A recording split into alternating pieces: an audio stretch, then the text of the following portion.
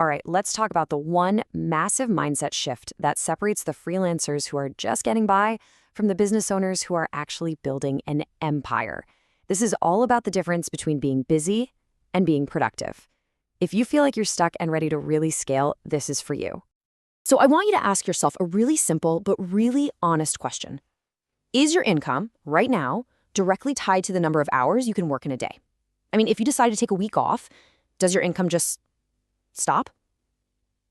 If you're nodding your head yes, then you're probably stuck in what we call the freelancer trap. So, what is this trap anyway? Well, it's a cycle that feels super productive on the surface, because you're always busy, you're always working. But that busyness is the very thing that's holding you back from any real growth. Let's break down what that actually looks like. In this model, your time is literally the product you sell. That's it. And because of that, what's the strategy? It's to say yes to every single project that comes your way, right? Because turning down work feels like you're literally turning down money. But what happens is you end up completely overworked, and your potential for growth is capped by the simple fact that there are only 24 hours in a day. The only way out of this cycle, the only way to break free, is to fundamentally change how you see yourself. You have to stop thinking like the person doing all the hands-on work and start thinking like the CEO who owns the entire operation. And this slide right here lays it all out. A freelancer is trading hours for dollars. It's a direct exchange. A CEO, on the other hand, builds systems that make money, things like marketing funnels, online courses, or productized services that generate revenue even when they're not physically working. A freelancer says yes out of fear of missing out. A CEO knows that saying no to the wrong fit is one of the most powerful growth strategies there is. You're shifting your focus from just taking off tasks to architecting the future of your business. And that whole idea leads us perfectly to this next core concept. It's the critical, absolutely crucial difference between working in your business versus working on your business. So, working in the business, that's all the day-to-day stuff. You know what I'm talking about. It's the client projects, the never-ending inbox, the admin work, and constantly putting out little fires. All of it has to get done, of course. But for a freelancer, this can easily become 100% of your time, leaving literally zero room for thinking about growth. Now, on the flip side, working on the business, this is the CEO's playground. This is where the real exponential growth happens. It's about creating systems so things run without you. It's about strategic planning for the next year, not just the next day. And most importantly, it's about building and developing a team to handle all that in the business stuff. And once you start focusing on building the business itself, rather than just being its busiest employee, you naturally arrive at the single most important component for any real, meaningful scale.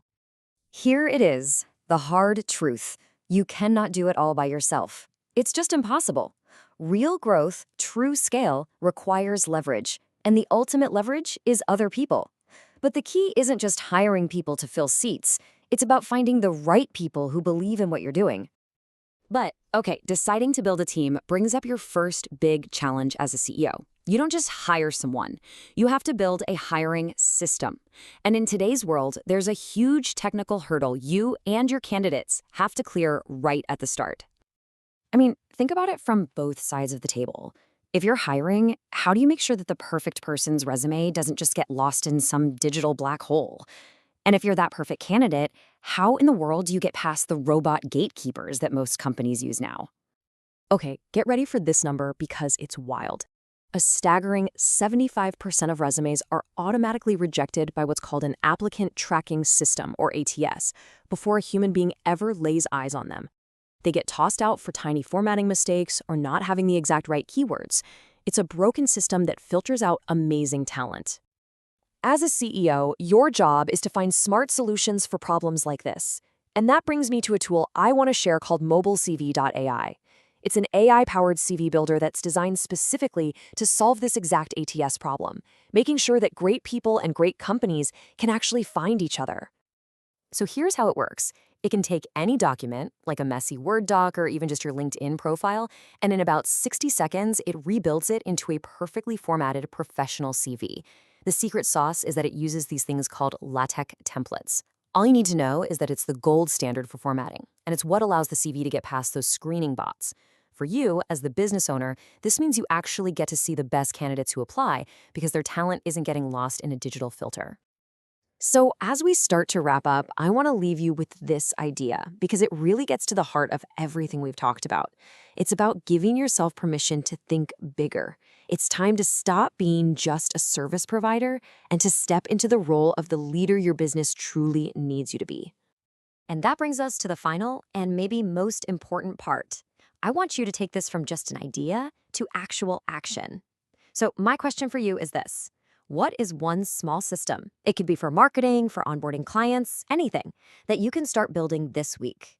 What's one step you can take to start working on your business, not just in it? That's your first real move to thinking and scaling like a CEO. Thanks so much for tuning in.